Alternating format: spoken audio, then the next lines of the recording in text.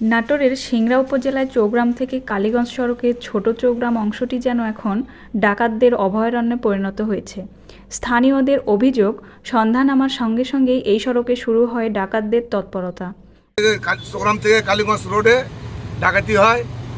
এই ডাকাতি 7টার থেকে শুরু হয় ডাকাতি।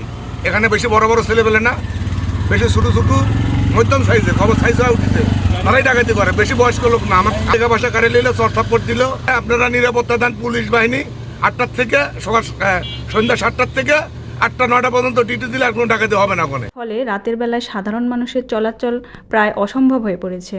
স্থানীয় বাসিন্দারা জানান, আমরা যে একটা নিরাপত্তা মানে রাইতে গাড়ি লিয়ে পারেন খুব সমস্যা। আমার একটা রুগী যে নিয়ে আসবো 8টার পর এই সাহস এখন আর পাচ্ছি না। আমরা একদিন আগে এই জায়গাতে গাছ কেটে মনে করেন টাকা দিয়ে গেছে।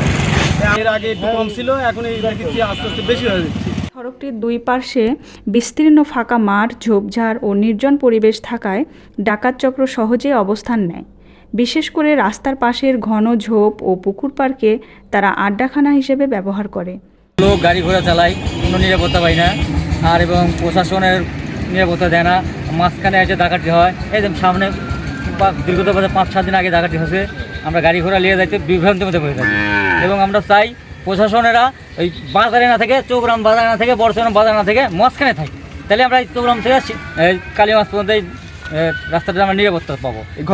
রাত 8টার পর থেকেই এসব স্থানে ডাকাতদের অবস্থান লক্ষ্য করা যায় বলে অভিযোগ করেছেন এলাকাবাসীরা। এলাকাবাসীর দাবি, ডাকাত আতঙ্কে রাতের বেলায় কোনো ভ্যান, অটোরিকশা কিংবা ইঞ্জিন চালিত যানবাহন চলাচল করতে চায় না।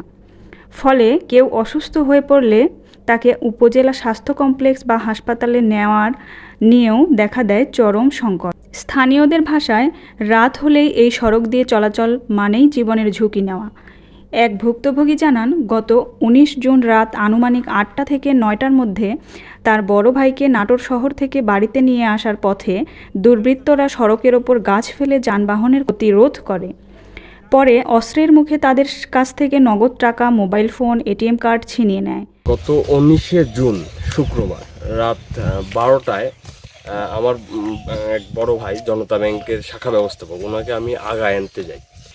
6-7 জন অনুমানিক দেশীয় অস্ত্রশস্ত্র নিয়ে আমাদের দিকে আসে এবং আমাদের কাছ থেকে সবকিছু নিয়ে চলে। কেমন বয়স তাদের বয়স অনুমানিক 25 থেকে 30। চেনা যায় কি এলাকা কি না বাইরে এলাকা? সবার মুখ খোলা ছিল, কিন্তু একজনকেও চিনতে পারি। আমি 2জনের ফেস দেখছি, কারের আলোর অনেক স্পিড ছিল, সে সময় 2জনের ফেস দেখছি, কিন্তু কাউকে চিনতে পারিনি। আমরা যেটা দেখি, অনেক দিন থেকে শুনে এই রোডে ডাকাতি হয়, মানুষের যা কিছু নিয়ে নেয়। অলরেডি একটা মার্ডারও হয়েছে। পাশাপাশি প্রশাসন, আমরা যেটা দেখি যে এই গ্রামে আমার বাড়ি, প্রশাসন এখানে এসে লুডো খেলে, আড্ডা দেয়। এই বাজারে থাকে প্রশাসন, কিন্তু প্রশাসন থাকা অবস্থায় এখানে ডাকাতি হয়। এবং আমরা যেটা দেখছি বিগত দিনে, যে প্রশাসন আসার পরে নাম জিজ্ঞেস করে কত টাকা ছিল, কিন্তু তারা কোনো পদক্ষেপে যায় না।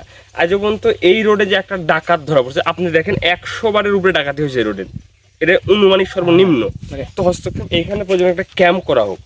আমরা শুনছি বিগত দিনে ক্যাম্প ছিল, একটা জায়গায় বেশি সমস্যা না। আরেকটা জায়গা আছে, সামনে একটা স্পট আছে, গোয়ালবাড়ি ব্রিজ, ওইখানেও ডাকাতি। ঘটনার পর পাশের একটি পুকুর পাড়ে ছিনতাই হওয়া কার্ডগুলো পাওয়া যায়। তিনি আরও জানান, এ ঘটনায় থানার সাধারণ ডায়েরি জিডি করা হলেও এখন পর্যন্ত কাউকে আটক করতে পারেননি পুলিশ। স্থানীয় আরেক বাসিন্দা বলেন, কিছুদিন ডাকাতির ঘটনা কমে গেলেও বর্তমানে আবার প্রায় প্রতি রাতেই ছিনতাই ও ডাকাতির ঘটনা ঘটছে। তার মতে, বর্ষা মৌসুমে আশেপাশের মাঠ পানিতে তলিয়ে গেলে ডাকাতদের চলাচল সীমিত হয়ে যায় এবং তখন অপরাধও কমে। কিন্তু বর্তমানে মাঠ শুকনো থাকায় ডাকাতরা সহজেই মাঠ পেরিয়ে বিভিন্ন দিকে পালিয়ে যেতে পারে, এমনকি হাইওয়ে সড়কেও দ্রুত পৌঁছে যায়। এই অবস্থায় এলাকাবাসী দ্রুত কার্যকর পদক্ষেপ দাবি জানিয়েছেন।